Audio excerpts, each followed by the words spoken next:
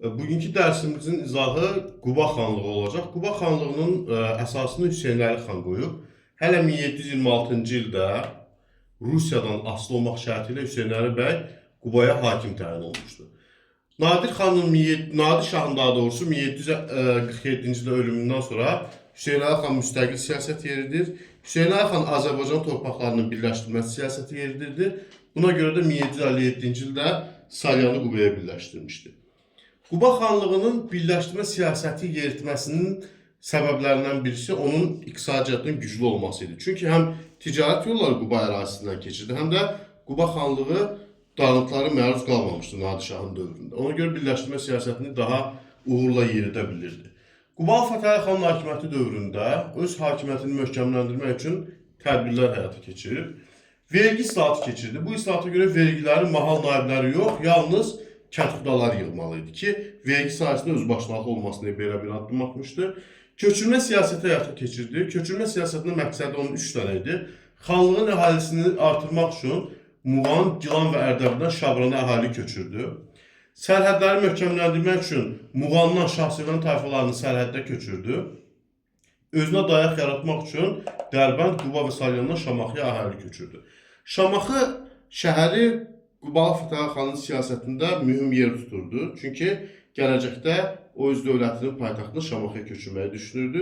Çünki Şamaxı həm əlverişli ərazidə yerləşirdi. Bütün ölkəmizin digər bölgələrinə gedən yollar oradan keçirdi. Həm də Şamaxı Şirvanşahlar dövlətinin tarixi paytaxtı olmuşdu. Buna görə də Şamaxı onun üçün çox önəmli idi. Birləşdirmə siyasəti həyata keçirib Quba Fətəli xan.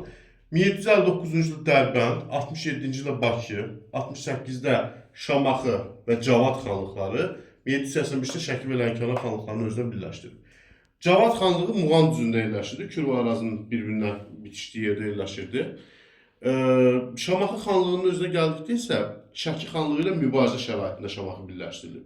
Və bu mübarizədə Quba Fətəli xan tamamilə qalib gəldi. 1769-cu ildə Şəki ilə bağlanmış müqaviləyə görə Şəki Şamaxının daxili işlərinə qarışmamalıdır.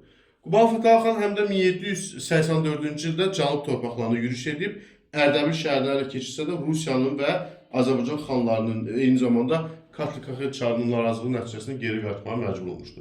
Quba Fətəli xanın birləşdirmə siyasəti Azərbaycan və Dağıstan hakimlərini narahat etdiyindən ona qarşı bir ittifaq yaradırlar.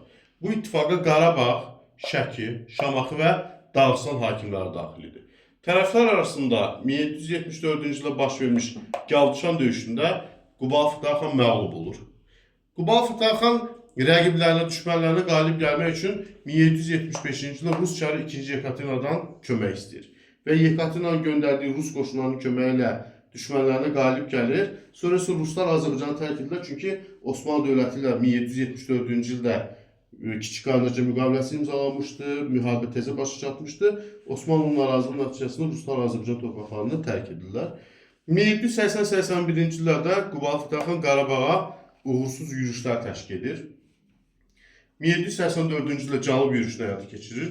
Quba Fətəli xanın ölümündən sonra onun birləşdirdiyi Şimal-Şərq Azərbaycan torpaqları yenidən parçalanır. Bu ərazidə yenidən dağınıqlıqlar başlayır. Quba Fətəli xandan sonra hakimiyyətə gələn Əhməd və Şeyx Əli xanın dövründə isə Quba xanlığı öz keçmiş qüdrətini itirir.